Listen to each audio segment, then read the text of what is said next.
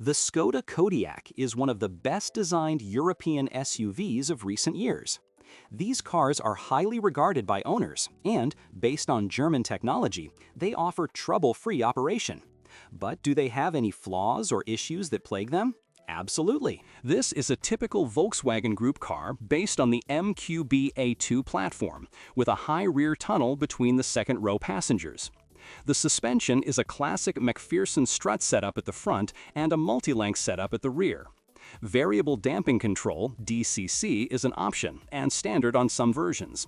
Electric power steering is available. Power comes exclusively from four-cylinder engines mounted transversely under the hood. Torque is delivered to the front wheels or all four axles. Four-wheel drive is provided by a fifth-generation Haldex multi-plate clutch with a low, constant engagement. Virtually 100% of the torque can be delivered to the rear axle when the clutch is fully engaged. Driving in challenging conditions is made easier by the ELD, Electronic Limited Slip Differential System. The car handles off-road surprisingly well, but be aware that it's large and easily damaged by the body or chassis. An off-road package was available for every Kodiaq trim level, including additional protection for the engine, suspension, brake lines, and fuel lines, as well as additional protective components. The range of engines is quite extensive for a car produced during this period. The petrol range began with a 1.4 TSI with 125 or 150 horsepower, available until 2018. It was then replaced by a 1.5 TSI with 150 horsepower. The 2.0 TSI engine was available in several power outputs, depending on the year, initially 180 and 220 horsepower. From 2019, the less powerful version gained 10 horsepower, and in 2021, the Kodiaq RS with a 245 horsepower engine was introduced. The diesels, of course, are various variations on the 2.0 TDI engine. The least powerful version develops 150 horsepower. A more powerful 190 horsepower variant was offered until 2020, when it was replaced by a 200 horsepower version. From 2018, the Kodiaq RS also came in a TDI version with a 240 horsepower engine equipped with two turbochargers. The transmission was available with either a 6-speed manual gearbox or a dual-clutch automatic transmission in either 6 or 7-speed variants. A 6-speed automatic was available as an option with the 1.4 TSI 150 horsepower engine. In every other Kodiaq engine variant, an automatic was either standard or optional except for the 1.4 TSI with 125 horsepower. Similarly, four-wheel drive was missing only in the least powerful petrol version and was either an option or standard in the others. The manual gearbox and diesel engine are only available in the basic 150 horsepower version. The secondary market shows how this has broken down into car orders. Over 90% of cars offered are equipped with automatic transmissions, and 65% of cars have four-wheel drive. Which engine to choose? The only real disappointment is the 1.4 TSI engine in its 125 horsepower version. This is especially true since it's paired with a manual gearbox, requiring higher revs to achieve good performance. Despite this, it still efficiently powers the large SUV, accelerating to 100 km per hour in less than 11 seconds. The 150 horsepower version is just right. The same can be said for the newer 1.5 TSI engine. The Kodiaq drives really well with this unit. However, don't expect exceptionally low fuel consumption, although user-reported figures 8.1 to 8.5 liters per 100 kilometers are considered good. The 2.0 TSI engine, in its lower power version, consumes about a liter more. Even the 180 horsepower version is significantly more dynamic, while the 190 horsepower version accelerates the Kodiaq to 100 kilometers per hour in under 8 seconds, which can be considered very good performance. Fuel consumption is below 10 liters per 100 kilometers. Only the RS version consumes more. The proven 2.0 TDI engines are dynamic enough in every version, but they don't consume particularly well. Expect fuel consumption figures of over 6.5 liters per 100 kilometers.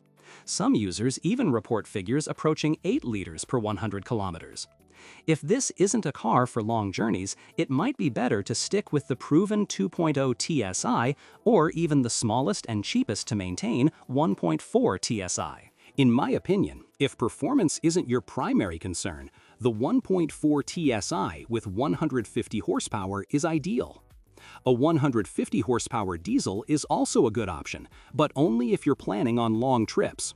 For driving pleasure, 190 horsepower engines, both petrol and diesel, are sufficient. The only engine you should approach with caution is the 1.5 TSI. It's too early to call it a firm purchase, but there are already known fuel consumption issues, self-ignition, knocking, and fuel and oil.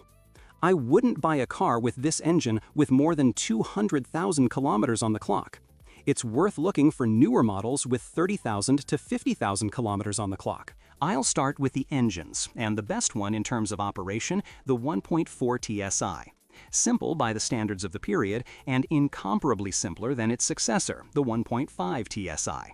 Practically, it requires no intervention beyond basic servicing up to about 300,000 kilometers, provided you maintain proper oil quality and condition. If you choose the 150 horsepower variant, you won't have to worry about either the engine or the gearbox, as the 6-speed DSG is considered trouble-free and durable if not overloaded.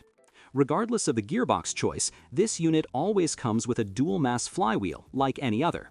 It costs around €1,300 to €1,800, depending on the part supplier, not the gearbox itself. The newer 1.5 TSI engine has not yet shown any major flaws, although there are concerns about its operation and the buildup of excess gasoline in the oil.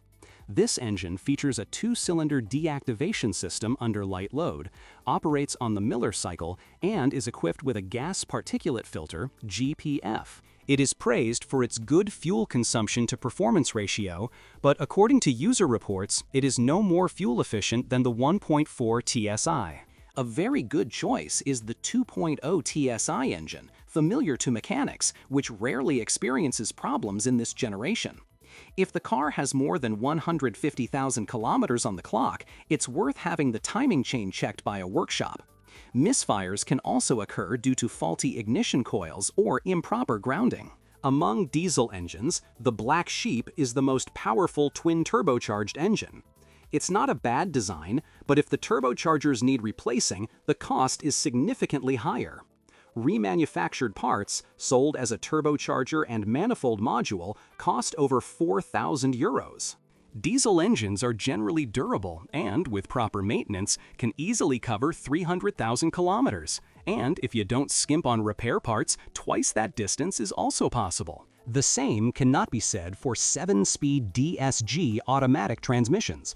They are prone to clutch control failures, often requiring the replacement of the entire mechatronics. Problems often arise even before reaching 100,000 kilometers. Many examples for sale exhibit damaged paint on the front fascia, especially the hood. This is the result of a thin coating. Fortunately, such damage has no other consequences than aesthetic. Foggy headlights are also not an isolated problem, but rather a common occurrence on humid days or shortly after a car wash. A strange phenomenon is rear window cracking. It happens suddenly, often in low temperatures, and without external interference or contact with a foreign body. Such a window costs from around €750 to as much as €1,000. Problems with the proper operation of safety systems, such as adaptive cruise control, blind spot assist, and braking assist, are common.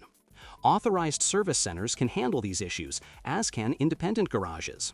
Importantly, any electronics-related diagnosis should begin with checking the battery's condition, ideally by charging it. Often, the problem resolves itself after charging or replacing it.